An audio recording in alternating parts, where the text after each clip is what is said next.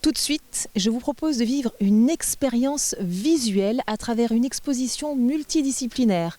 Des œuvres qui retracent l'évolution de l'art contemporain allant de la sculpture à la peinture. C'est parti pour l'exposition des peintres de Saint-Germain et leurs amis à la Halle aux Blés, ici à la Flèche. Allez! Je viens de retrouver JP qui est le président de l'association des peintres de Saint-Germain et nous ne sommes pas dans ce lieu-là à l'Aublé par hasard. Ah non, c'est une halle qu'on utilise une fois par an depuis une vingtaine d'années et qui a été remise en état à partir de 2012. Et dans l'état actuel, vous voyez que c'est une salle d'exposition alors qu'avant c'était une salle de marché. Donc c'est quand même assez différent. Il y a des éclairages, il y a un sol qui est parfait maintenant. Il y a du chauffage qu'il n'y avait pas avant. Mais en tout cas, vous avez redonné une âme à ce lieu, puisqu'à un moment donné, le marché s'est retrouvé donc à l'extérieur. Et vous avez décidé de faire la première exposition ici, à l'intérieur, alors que ce n'était pas encore en l'état actuel, évidemment. Évidemment, c'était assez succinct, mais ça nous a permis de démarrer. Et puis, les années allant, il y a d'autres associations qui sont greffées dessus. Et qui fait que la première année, il y a eu 3 ou 4 expositions. Et les années suivantes, il fallait retenir sa place parce qu'autrement, on ne l'avait pas, quoi. Alors, on n'est pas là non plus par hasard dans ce carré de l'exposition, puisque là, le travail de JP, très, très reconnaissable, très coloré, et c'est vraiment très particulier. D'ailleurs, le chapeau est assorti aux œuvres. Voilà, c'est ça. Il n'y a pas que le chapeau, il y a les chaussures. Il y a les chaussures également, j'ai vu, elles sont très belles, les chaussures. Mais oui, j'aime bien les couleurs, j'aime bien la couleur, j'aime bien la matière assez spontanée de l'acrylique. Et donc j'ai une série là sur la mer, le bord de mer. Mais mon idée au départ, c'était surtout le ciré, les bottes. Et après, j'ai navigué un petit peu. C'est le cas de le dire, puisqu'on parle de mer. Et en l'occurrence, ce sont des tranches de vie. J'ai l'impression des tranches de vie familiales où on va à la mer, voilà, en famille, en couple, avec les enfants. Puis il ne fait pas spécialement beau. C'est pas la mer du mois de juillet où tout le monde est étalé. Formidable. Voilà. Alors on va avancer dans cette exposition qui est très très riche, où on trouve plein de choses. Donc je l'ai dit tout à l'heure, entre sculpture et peinture. Alors là, par exemple, typiquement, on est devant de l'art naïf, qui a donc été peint par Ghislaine Ratier. C'est ça ? Voilà, c'est ça, Ghislaine qui est là, qui va vous en parler, puisque elle se trouve dans le coin. Ah bah alors je vais aller. Voilà. Oui. Bonjour Ghislaine. Bonjour. Vous allez bien ? Très bien. Alors vous faites plusieurs choses. Alors là, ce sont vos œuvres à vous. Absolument, qui sont qualifiées de naïfs imaginaires. J'aime raconter des histoires, donc ce sont des histoires avec de la couleur et de l'humour, de la poésie. Et je fais aussi la déco des sculptures de mon mari qui sont dans le même esprit, dans l'humour et la poésie, parce que ce sont des mélanges de 2 animaux quelquefois. Comme là, vous avez Il paraît que le message est très important parce qu'on part d'un message pour créer l'œuvre, c'est ça ? Absolument, parce qu'on doit trouver le titre avant, à mesure où c'est une composition de 2 animaux ou un jeu de mots aussi, quelquefois. Donc ça reste dans le même esprit que ce que je fais dans la peinture. Et c'est un complément. C'est le prolongement même, je dirais. Absolument, avec une complicité de couple. Voilà. Ça, on fait le prolongement dans la peinture, dans la création, mais aussi dans la vie. Absolument. Ça fait longtemps que vous êtes ensemble ? 54 ans. Waouh, c'est magnifique. Alors là, vraiment, respect absolu, parce que nos générations ne pourront pas en dire autant. Bravo. En tout cas, ça se décline très très bien. C'est magnifique. Oui, c'est gentil à vous, merci. Aussi bien votre travail que celui de votre époux. Et on est très heureux d'être à la Flèche, dans un beau cadre, et on a été très bien accueillis. Donc voilà. Vous êtes où habituellement ? On habite à Lançon, mais on fait beaucoup d'expos, même à l'étranger. En fait, on fait des festivals d'art naïf, mais à côté de chez nous, c'est bien aussi. Oui, c'est bien, on est bien chez soi, on est pas mal, on aime bien les gens d'Alençon. C'est formidable, on va continuer Bravo pour votre travail en tous les cas, à tous les deux. On va continuer notre petit tour.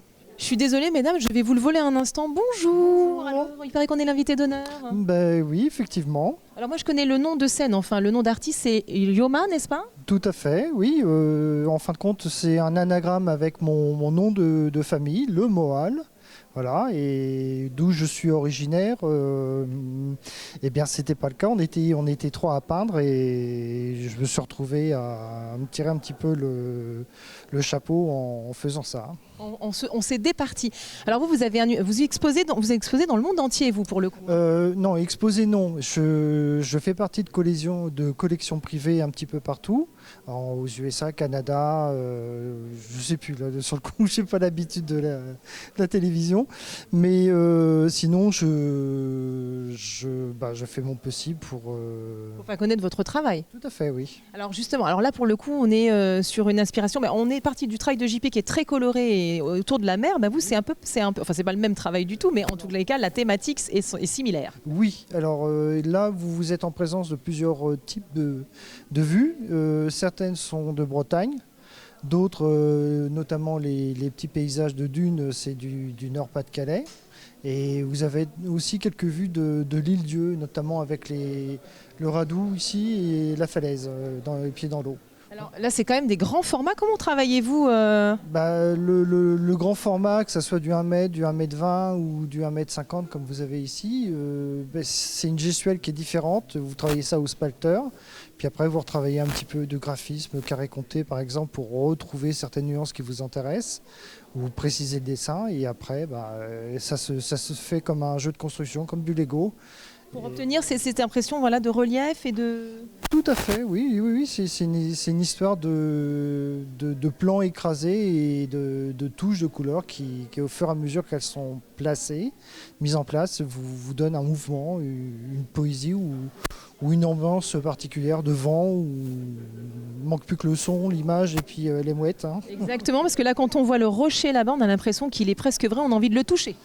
Merci, bon, c'est réussi. J'ai eu le plaisir sur la Grande notamment d'avoir une toute petite fille qui est arrivée pour sentir les fleurs et qui circulait et qui était très heureuse de voir des petites fleurs sur une grande toile. C'est charmant. Oui, c'est charmant, c'est anecdotique. Mais bon, si ça fait ce plaisir-là à tout le monde, tant mieux. Bon, c'est formidable. En tout cas, bravo, votre travail est magnifique. Merci beaucoup. Alors à présent, je suis avec Françoise Genet. Bonjour Françoise, ça va bien ? Bonjour, oui, très bien, oui. En étant ici, ça va très bien. Alors Françoise, vous nous proposez un travail autour de la lecture. Oui, voilà. C'est une idée qui m'est venue comme ça de centrer le travail sur la lecture et l'enfermement que ça suppose. Quand on est dans une lecture, on est vraiment dans sa bulle et on n'en sort pas. Donc d'où l'idée de toucher les bords et d'avoir un personnage qui occupe tout l'espace et très peu d'espace autour. Et ce personnage a l'air heureux en revanche, hein, donc c'est un message plutôt positif autour de la lecture. J'espère qu'il est heureux. En tout cas, si c'est mon expérience personnelle, je suis heureuse quand je lis. Donc oui, c'est normal que vous le ressentiez comme ça, oui. Et alors du coup, là c'est de la peinture bien entendu. Vous avez travaillé ça comment ? De quelle manière ? Alors c'est de l'acrylique.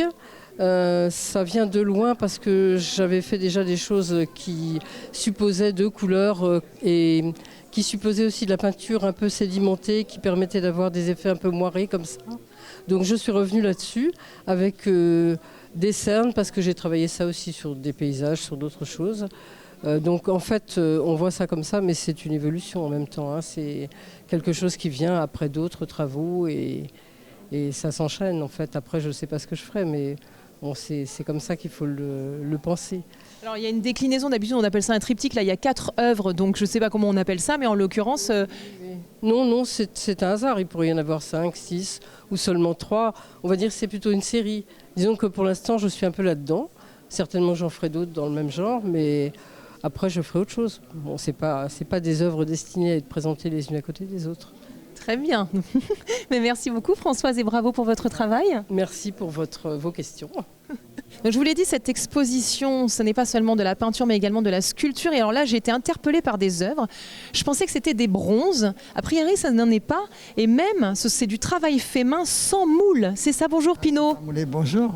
Non, c'est taillé à la main dans des barres de fer qui, bien sûr, ont une évolution à la forge, après à la taille avec des matériels électroportatifs et tout. Mais il n'y en a qu'une à chaque fois. Parce que, bien sûr, comme c'est fait à la main, j'en fais qu'une à chaque fois.